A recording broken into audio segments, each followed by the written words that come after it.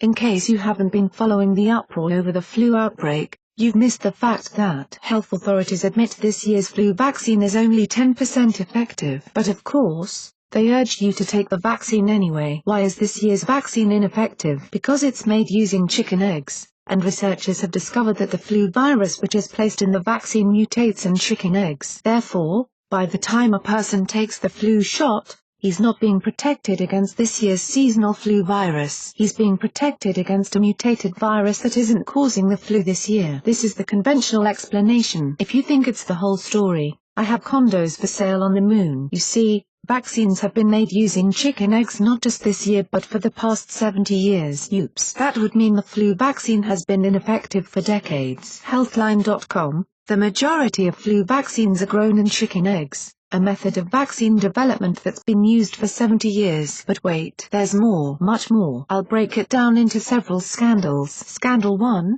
I covered this the other day. Dr. Peter Doshi, writing in the online BMJ, British Medical Journal, reveals a monstrosity. As Doshi states, every year, hundreds of thousands of respiratory samples are taken from flu patients in the US and tested in labs. Here is the kicker. Only a small percentage of these samples show the presence of the flu virus. This means, most of the people in America who are diagnosed by doctors with the flu have no flu virus in their bodies, so they don't have the flu. Therefore, even if you assume the flu vaccine is useful and safe, it couldn't possibly prevent all those flu cases that aren't flu cases. The vaccine couldn't possibly work. The vaccine isn't designed to prevent fake flu, unless pigs can fly. Here's the exact quote from Peter Doshi's BMJ review: Influenza, marketing vaccines by marketing disease. Even the ideal influenza vaccine, matched perfectly to circulating strains of wild influenza and capable of stopping all influenza viruses,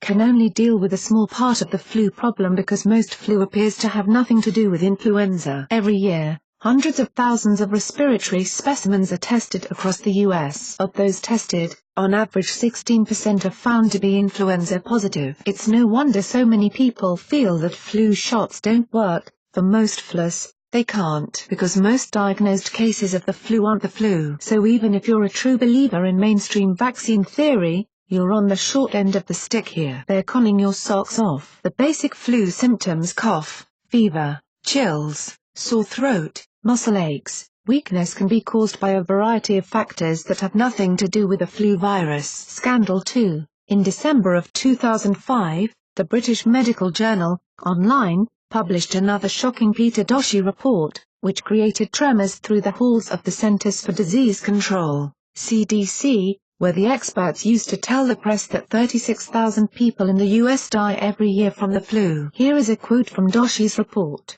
Are U.S. flu death figures more pure than science? According to CDC statistics, influenza and pneumonia took 62,034 lives in 2001, 61,777 of which were attributable to pneumonia and 257 to flu, and in only 18 cases was the flu virus positively identified. Boom. You see, the CDC has created one overall category that combines both flu and pneumonia deaths. Why do they do this? Because they disingenuously assume that the pneumonia deaths are complications stemming from the flu. This is an absurd assumption. Pneumonia has a number of causes, but even worse, in all the flu and pneumonia deaths, only 18 revealed the presence of an influenza virus.